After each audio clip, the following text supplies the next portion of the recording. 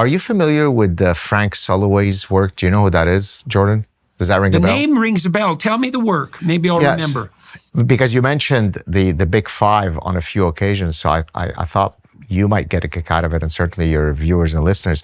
So Frank Sulloway is a historian of science, but also a Freud biographer. But that's why I know him.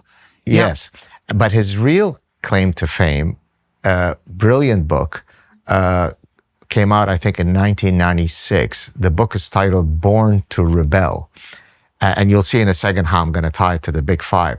So Sulloway argues, he sort of flips the script on the typical birth order literature. Usually, That's right. That's where I know him too.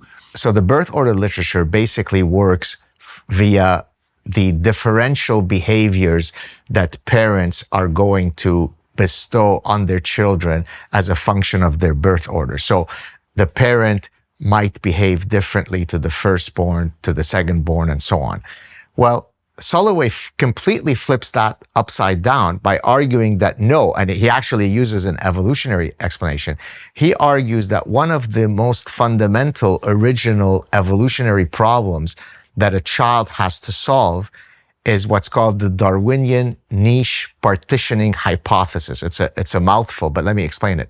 So when a child is born, all niches are unoccupied. There is the I'm a good boy niche, I'm a rebel niche, any other ones. So I've got the full litany of possible niches to occupy.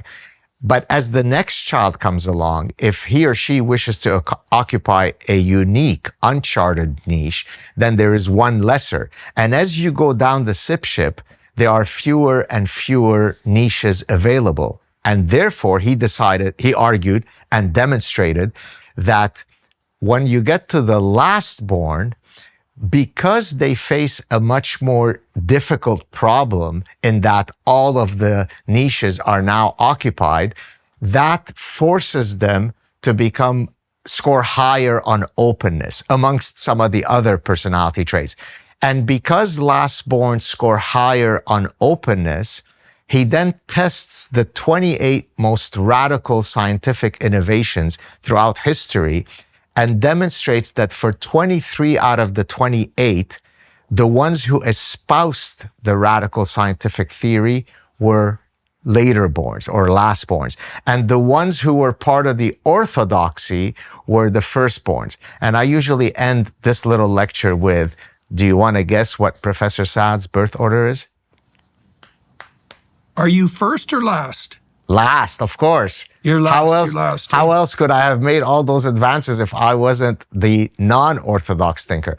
But I think, what do you think of this theory? Does it resonate with you? Well, one of the things that came to mind for me there was there's also, a parallel literature that indicates that the more older brothers you have, the more likely you are to be gay. Well, then I'm in trouble because I've got two older brothers.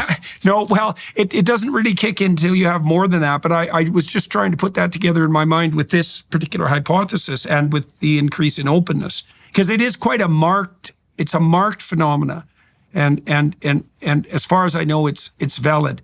I don't know how robust the birth order literature is. I remember Galloway's book now, but I like the Sulloway. Sorry. I like the niche idea. It's certainly the case that that's one of the things also that typifies human beings above all. You could think about the competition with children there as their experimentation with different characterizations of themselves to garner attention, right? And one of the things that garners attention is novelty. That's exactly right. Look, in a nest, you have multiple hungry mouths that are opening, and I want to get the attention of the parent.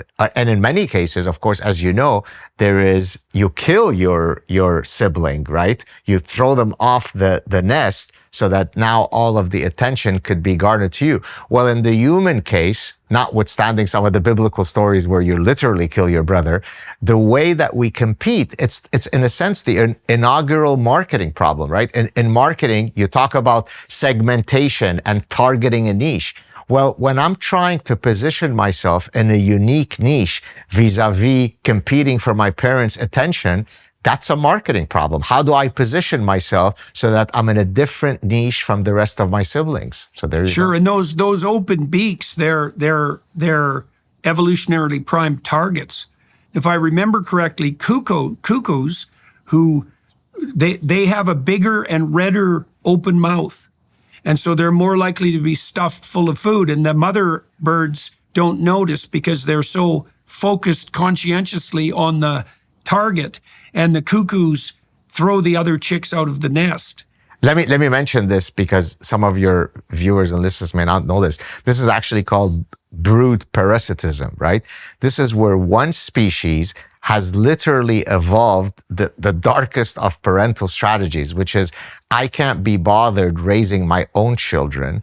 Therefore, let me parasitize the parental instincts of another species, place the egg there, and those suckers will raise it. Now, by the way, that has to happen before a certain ontogenetic stage. So if it happens before it, then the parents will keep feeding that chick, the cuckoo chick, even though as it's growing up, it clearly looks morphologically different than the other ones, it will still do it. But if you come in too late into the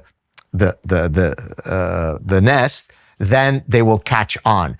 So that's interesting. You see what I mean? I see. And so it's just incredible. And this is what frustrates me so much, by the way, about the people who hate evolutionary theory, because the amount of exquisite scientific explanations and predictions that evolution offers is so bafflingly great. And yet people accuse us of just engaging in just so storytelling. It's really galling.